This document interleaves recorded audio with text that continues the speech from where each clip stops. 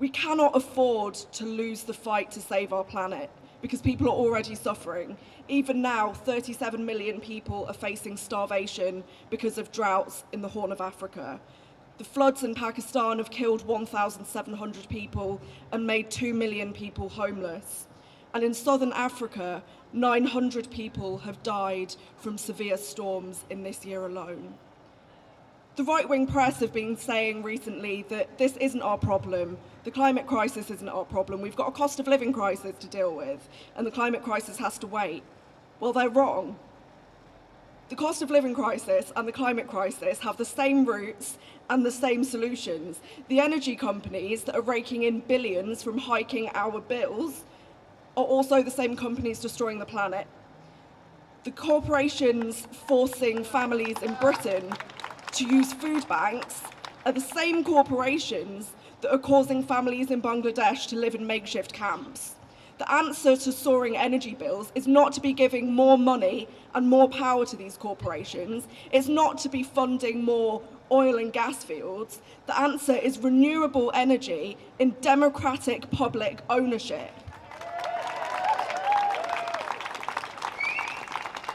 The answer is a Green New Deal.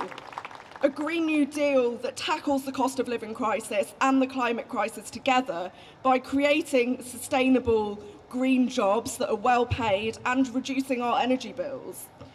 We need to fix our broken planet by fixing our rigged economic system, and we need a just transition to net zero urgently.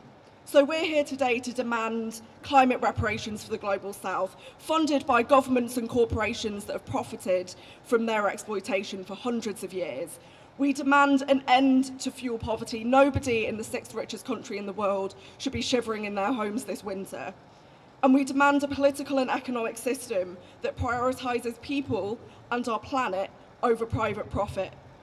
All around this city, all around this county, all around this country and beyond, there are the most inspirational ideas that are radically transforming the game to make it possible for the game to still be in play for our children and our grandchildren.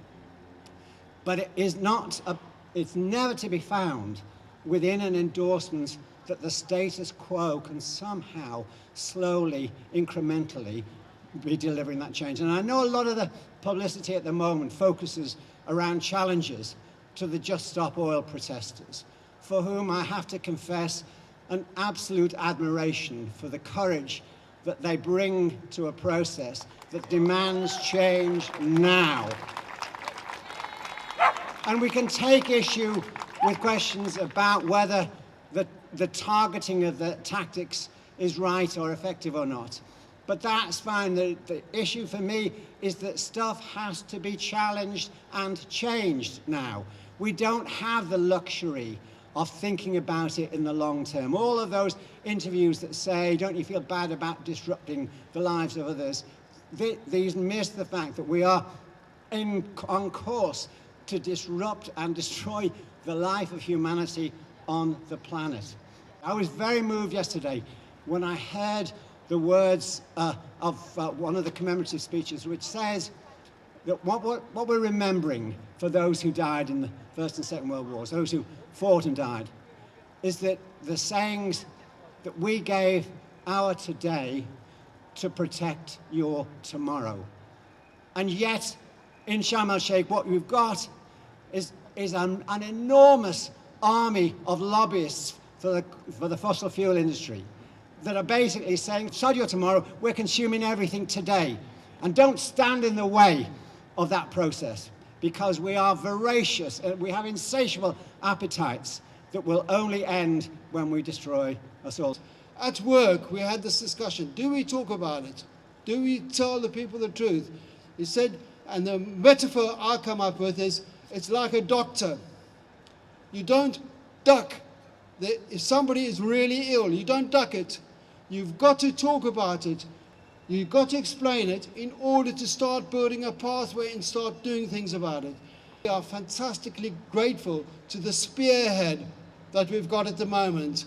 The people who are prepared to risk, well, you know, going to jail, taking action, Just Stop Oil, Extinction Rebellion. Let's give them another hand, please. We are fantastically grateful to them, but we've got to move beyond them. I think of somebody at work who said, I support Extinction Rebellion, but what can I do? And what we have to do is we have to mobilize those people to get them involved in whatever way they can do something about it. Because, and this is perhaps a slight argument with Extinction Rebellion, they say you only need 2%. It's not true.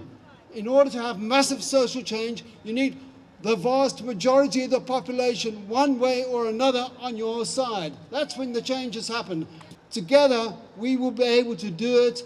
We can take our foot off the accelerator, force the powers that can be. Nobody else will do it. It's between us, one way or another, we have to carry it out. And thank you very much for being part of this process. Lovely to see you.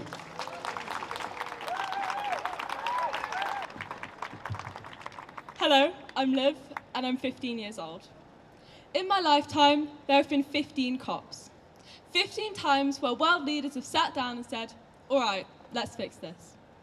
When I was 1, scientists discovered that even if we stopped all CO2 emissions in that very moment, the global temperature would remain elevated for a millennia. When I was 4, the Fukushima disaster ended all hopes for a nuclear power renaissance. When I was 8, the Paris Agreement was signed. And when I was 9, Donald Trump took the United States out of that agreement for 4 crucial years. When I was 11, the IPCC reported that a sharp decline in emissions is needed by 2030 to keep to 1.5 degrees. And when I was 14, the CO2 levels in the atmosphere hit 418 ppm, the highest level in millions of years. Ever since I was born, I've been failed. I've been failed by presidents and prime ministers who swore to change. I've been failed by endless summits, and I've been failed by empty promises. But I refuse to let my future be destroyed by those in power who simply do not care. I always thought that we could trust them. I always thought they had it sorted. Yet year in and year out, they have proved their incompetence, and I am sick of seeing daily disasters, whilst ministers party and sit back. Those in the global south cannot sit back. Those losing their livelihoods, their homes and their families cannot sit back. Many seem to think that the UK isn't affected by the climate crisis, and those people take their seats in government offices and do nothing. This crisis is not something far away anymore. It's on our very own doorstep. With record temperatures in the summer and droughts covering the country, it's clear that we are not safe from disaster. And so what can we do? Well, we don't really have many options. We must find unity. Separated, we are powerless. We will make no change, and we will continue to go down this path made by our ancestors. We will be persistent until we reach net zero, until 1.5 degrees is guaranteed, and until climate justice is served to those who've been left in the dark for decades. Every month, there is another story of a catastrophe. Another scientist warning us on what is to come, another debate on net zero. But within this, there are stories of hope. There are people out there making changes, pressuring governments and talking to leaders. These tasks aren't easy. I'm having to teach myself about basic concepts of climate change that I was never taught in school. Climate change will affect us all, and so climate activism is for all.